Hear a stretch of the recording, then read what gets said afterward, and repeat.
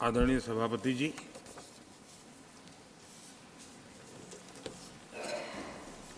हर 2 वर्ष के बाद इस सदन में इस प्रकार का प्रसंग आता है, लेकिन ये सदन निरंतरता का प्रतीक है। लोकसभा 5 साल के बाद नए रंग रूप के साथ सज जाती है। ये सदन हर 2 वर्ष के बाद एक नई प्राण शक्ति प्राप्त करता है, एक नई ऊर्जा प्राप्त करता है, एक नए उमंग और उत्साह का वातावरण भर देता है। और इसलिए हर 2 साल में जो होने वाली विदाई है, वो विदाई एक प्रकार से विदाई नहीं होती है। वो ऐसी स्मृतियों को यहाँ छोड़ करके जाते हैं, जो स्मृतियां आने वाली जो नई बैच होती है, उनके लिए ये अनमोल विरासत होती है।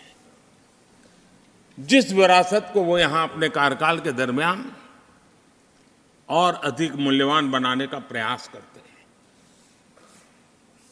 जो आदरणीय सांसदगण अपने, कुछ लोग जा रहे हैं, हो सकता है कुछ लोग आने के लिए जा रहे हो और कुछ लोग जाने के लिए जा रहे हो। मैं विशेष रूप से माननीय डॉक्टर मनमोहन सिंह जी का स्मरण करना चाहूंगा। 6 बार इस सदन में वो अपने मूल्यवान विचारों से और नेता के रूप में भी और प्रतिपक्ष में भी नेता के रूप में उनका बहुत बड़ा योगदान रहा है। वैचारिक मतभेद, कभी बहस में छिटाकशी, वो तो बहुत अल्पकालीन होता है, लेकिन इतने लंबे अरसे तक जिस प्रकार से उन्होंने इस सदन का मार्गदर्शन किया है, देश का मार्गदर्शन किया है, वो हमेशा हमेशा जब भी हमारे लोकतंत्र की चर्चा होगी, तो कुछ माननीय सदस्यों की जो चर्चा होगी, उसमें माननीय डॉक्टर मनमोहन सिंह की योगदान की चर्चा जरूर होगी।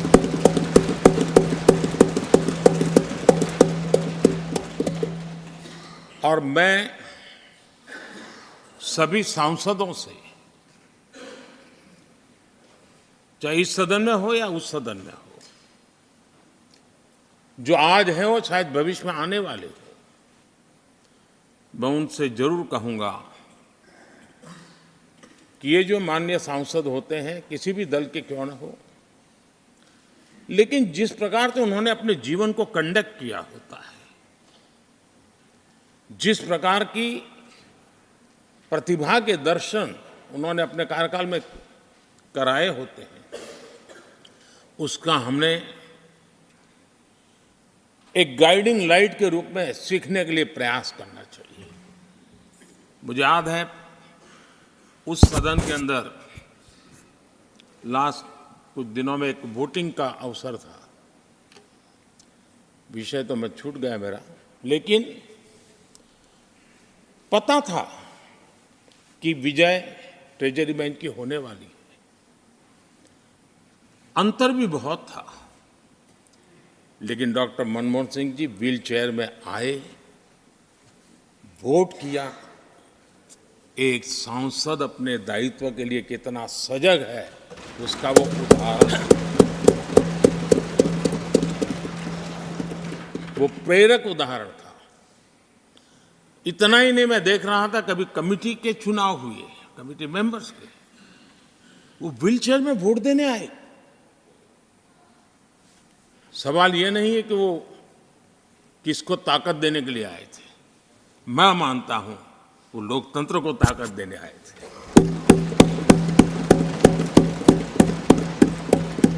और इसलिए आज विशेष रूप से मैं उनके दीर्घायु के लिए हम सब की तरफ से प्रार्थना करता हूं। वे निरंतर हमारा मार्गदर्शन करते रहें, हमें प्रेरणा देते रहें। आदरणीय सभापति जी, जो हमारे साथी नए दायित्व की ओर आगे बढ़ रहे हैं, इस सीमित विस्तार से एक बड़े विस्तार की तरफ जा रहे हैं, राज्यसभा से निकल करके जनसभा में जा रहे हैं, तो मैं मानता हूं उनका साथ, यहां का अनुभव, इतने बड़े मंच पर जा रहे हैं तब देश के लिए एक बहुत बड़ी पूंजी बनकर के निकलेगा।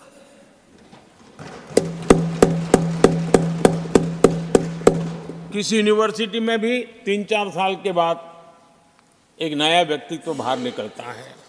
ये तो 6 साल की विविधताओं से भरी हुई है, अनुभव से घड़ी हुई एक ऐसी यूनिवर्सिटी है जहां 6 साल रहने के बाद कोई भी व्यक्ति ऐसा निखर करके निकलता है, ऐसा तेजस्वी बन करके जाता है, वो जहां भी रहता है, जिस भूमिका से रहता है, वो अवश्य हमारे कार्य को अधिक ताकतवर बनाएगा, राष्ट्र के काम को गति देने का सामर्थ्य देगा।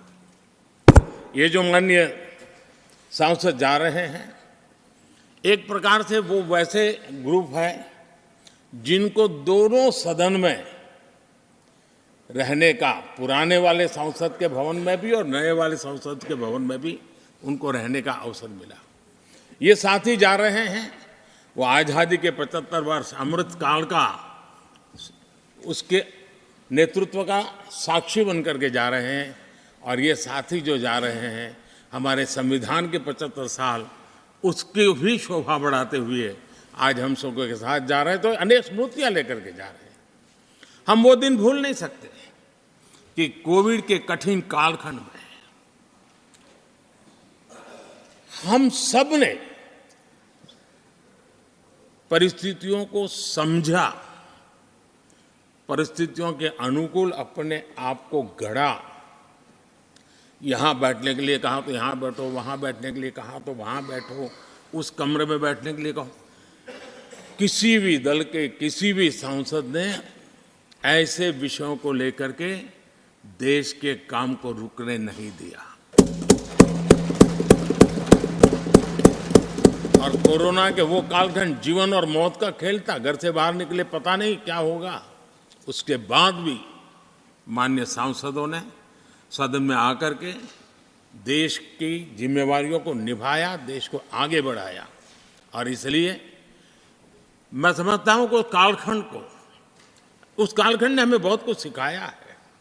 संकटों के बीच भी भारत की संसद में बैठे हुए व्यक्ति कितने बड़े दायित्व को निभाने के लिए कितना बड़ा रिस्क भी लेते हैं और कितनी कठिनाइयों के बीच में काम भी करते हैं, इसका अनुभव भी हमें हुआ।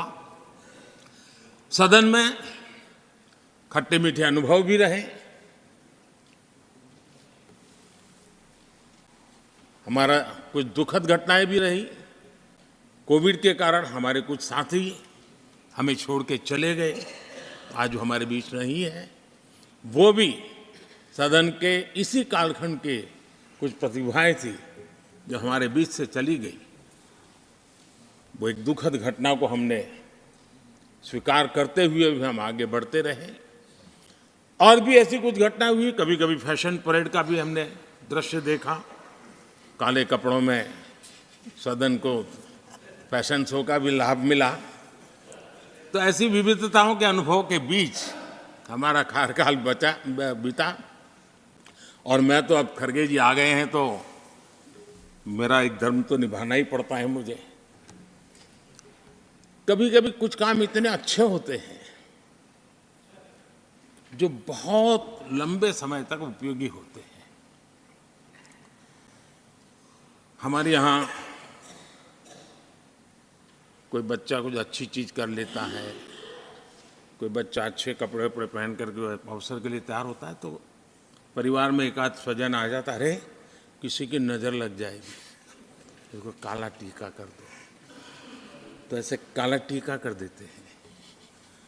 आज देश पिछले 10 साल में समृद्धि के नए नए शिखर सर कर रहा है।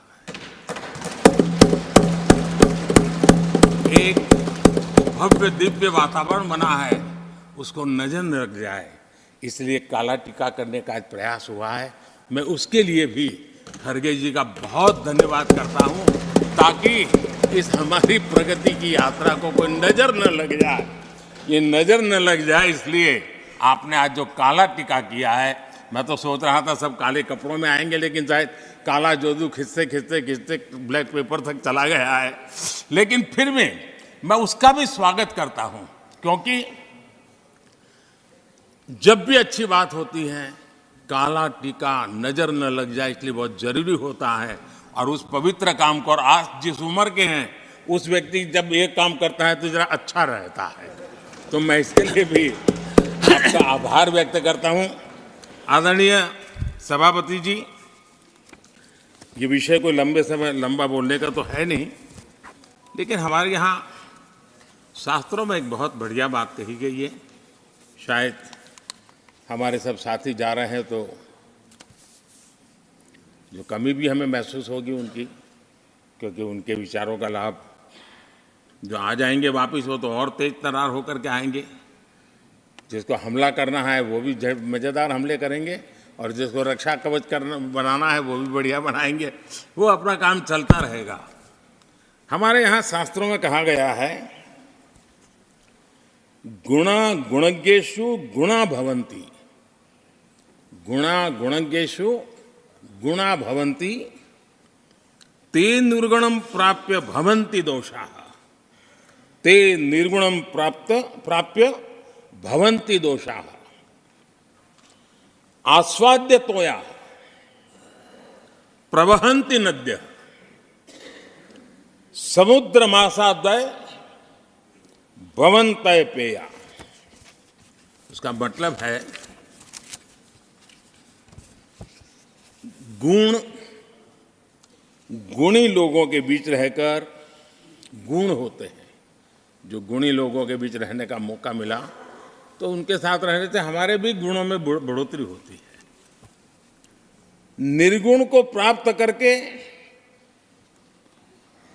वो दोष युक्त हो जाते हैं।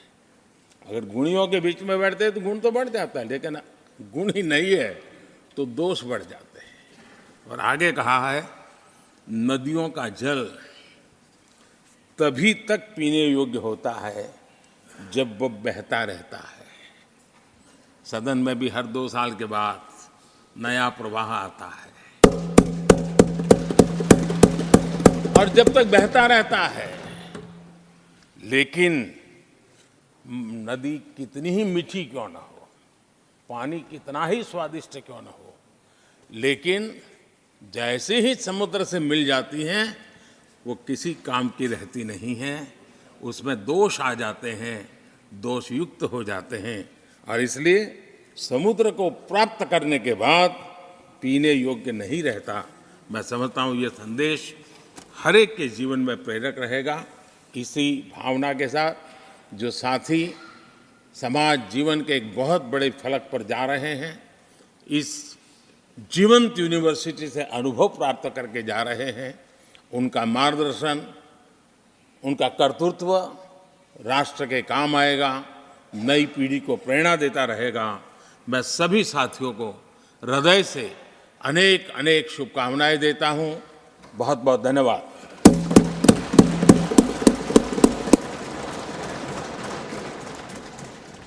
Honorable Leader of the Opposition.